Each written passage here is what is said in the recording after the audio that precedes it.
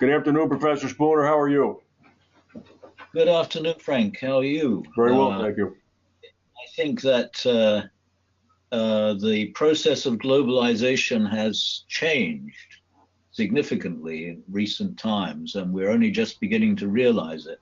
Hmm. It's changed from the time when we focused on everything getting closer and closer together and with more and more interaction and collaboration. And now I think what's happening is more and more competition between people who are coming into contact with each other to an increasing extent, which is interesting. And I wonder what the next stage will be. But last week when we got interrupted, we started talking about trade. Yes. And the fact that trade was what actually set globalization on a what should I say? An inevitable course of unfolding. Yeah, and accelerated it, and has in fact been the main engine of globalization, I think, for thousands of years. Hmm. And it's what brought us to our current situation. But now, of course, all we're talking about is new tariffs and new taxes and people trying to control trade. Right, right. Which it's very difficult to understand why they're doing this. But it's not only that that's going on. Almost anything else you think about in relation to globalization be working somewhat differently. I don't know what would come to your mind first, but there's more and more, I think, what should I say, cultural resentment about the cultural influence from outside. Religious resentment from influence from outside, and certainly political. So it's difficult to think of anything at the moment that is acting as an uninterrupted engine of globalization.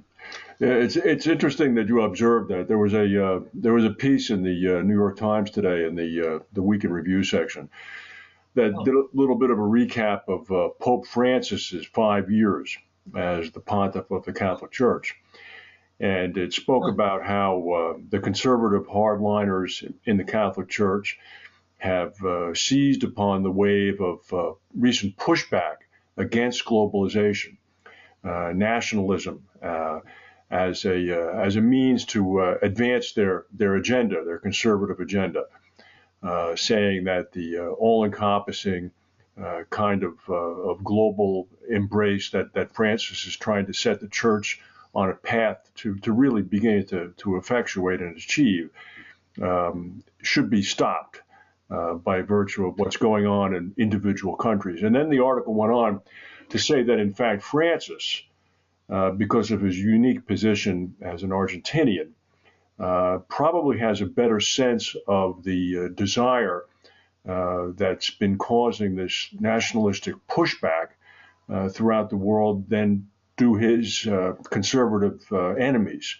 And in fact, he's going in with both feet. He's doubled down and is thinking that the heck with this. We're just going to go ahead and proceed with the assumption that eventually, whenever that's going to be, sooner rather than later, this pushback is going to evaporate, and the globalization, in the context of the church at least, is going to continue apace.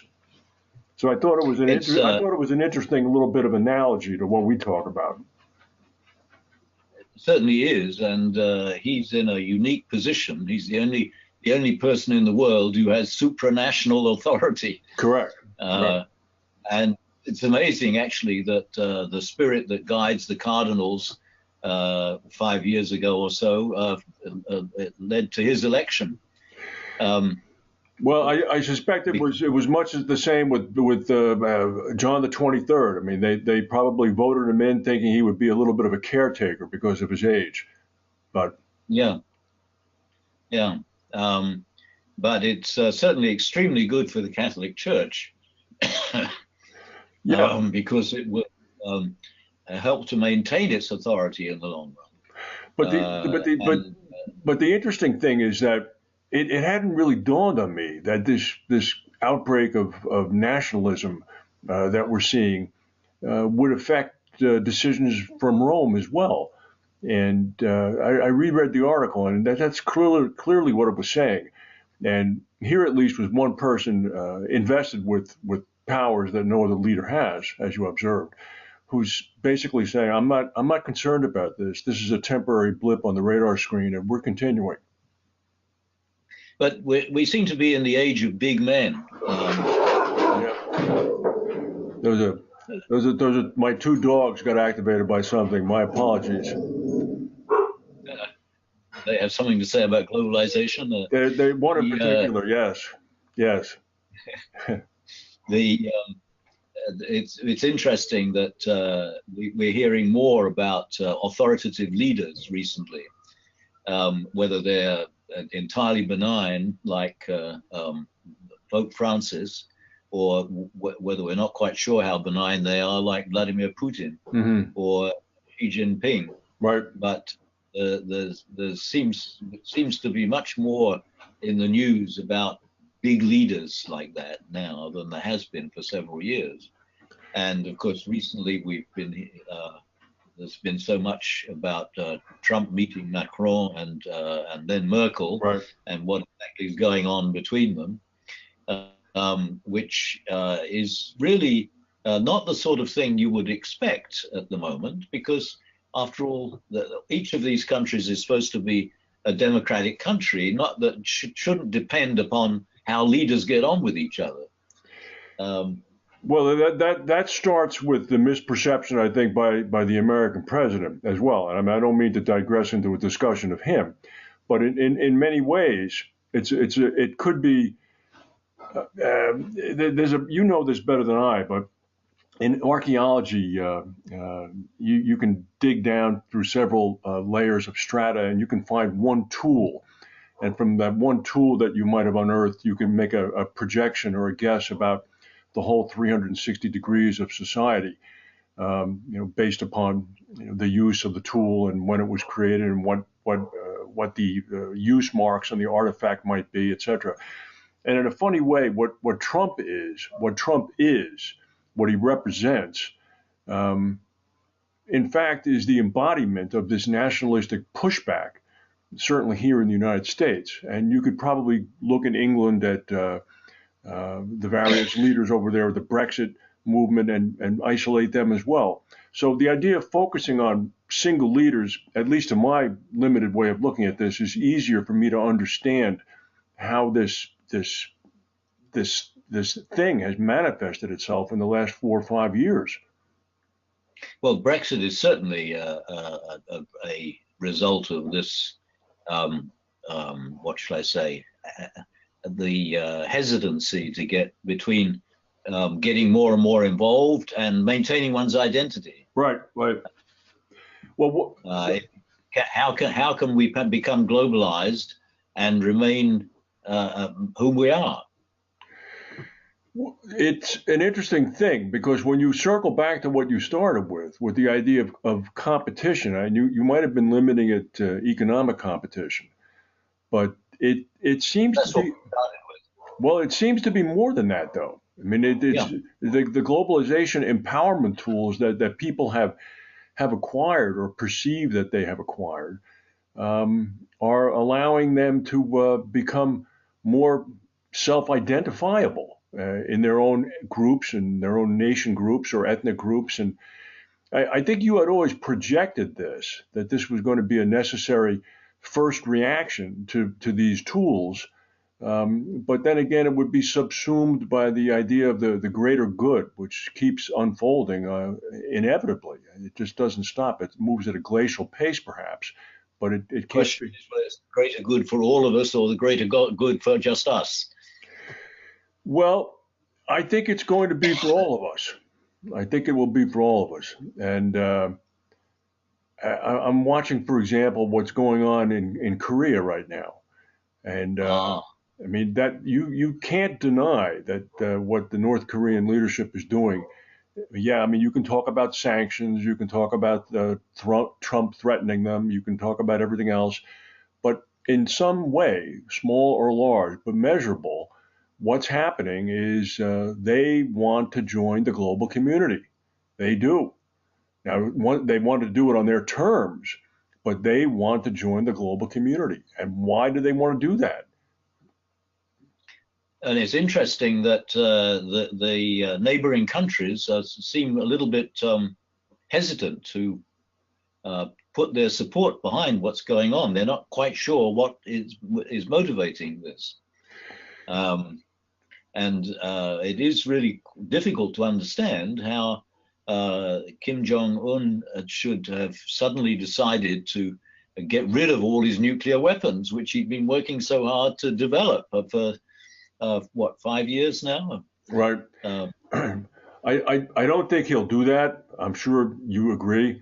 But I did see something today that he indicated, and you can't tell where these reports come from, but he's some comment that he might have made or was attributed to him, which means it filtered out from the South Koreans, which means it was translated, which means it was reported to somebody, which means it was probably misreported. But supposedly he would be willing to get rid of his nuclear weapons if the United States publicly made a promise never to invade North Korea. yeah, And all I yeah. could Well, all I could think of was what the Russians did when they pulled the missiles out of Cuba in 1962, based on a promise ah, from President Kennedy that we would never invade Cuba. yeah, yeah. I imagine that that's probably going to be the main item on the agenda from his point of view when Trump and Kim Jong Un meet in the next month or so. After all, it's the Americans that have troops on his border. We don't have they don't have troops on our border. So in a way it's the opposite of the Cuba problem. Yeah, but the interesting thing is, though, is that if the North Koreans get more involved in the global community, they'll come to the realization that the United States is never going to invade them unless North Korea threatens the South with existential destruction. That's the only way that the North Koreans will be invaded by the Americans. And But from the North Korean point of view, America did invade Afghanistan and did invade Iraq. this is true. This is true. But I would think that if I'm the North Korean leadership, and I don't know what kind of exposure they have to the rest of the world at the tippy top of the pyramid structure, I don't know. But I would suspect that if they are able to establish an opening with the West and begin to gain some understanding, that they'll recognize that as long as they play by several rules, like do not fund terrorism, or if you do fund it, make sure you do it real quietly so nobody finds it. Secondly, don't detonate any more nuclear bombs anywhere. Thirdly, don't ever threaten South Korea with war, and you're going to be fine. The United States is not going to invade you. It's not going to happen. Yeah. And now, because the idea is, if we did invade them with the nuclear capability that the North has, it'd be carnage over there. And I think he knows that. Kim Jong Un knows that. So Yeah. there was something might be able to come of this discussion, which would be very interesting. The other potential problem is that it is a one-party state with a single leader, with no possibility of the leader changing, at least not in any formal structural way, and that may cause problems as well. But again, it's big men that are deciding what's going to happen. Well, well, And let's talk about another big man in Iran. All right, I think it's pretty likely that the Americans Trump is going to signal on May 12th that he wants out. And for the first time this week, I began to see concerted remarks from both Merkel and Macron, echoed by May, that, well, this treaty does need to be fixed. It does need to be fixed. I mean, that was new to Mhm. me. Nobody was saying that 2 or 3 weeks ago. So I don't know But what I the think Iranians are going to do. I think that's a concession to Trump. I think it is. I think it is. They're trying to find a way to keep him in. But again, Iran is had a regime change, which in some ways was very successful, and everybody around them has been against it ever since it happened, and so they're reacting to that. Where people could, Americans and others, and in fact, to some extent, the Europeans have done this, recognize Iran as the best educated population in the Middle East and try to keep them involved in what's going on globally. America doesn't do that. But again, I think the biggest problem is managing these relationships in some form of organization which is supranational. And so far, we have no way of doing that. And it's so unfortunate that the United Nations, which was established, 70 years ago now, Right. to